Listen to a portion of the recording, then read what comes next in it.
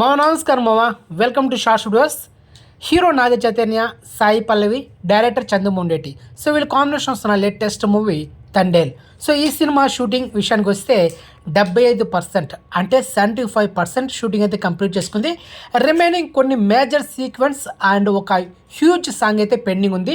దీంతో entire shooting అయితే complete చేసుకోబోతుంది.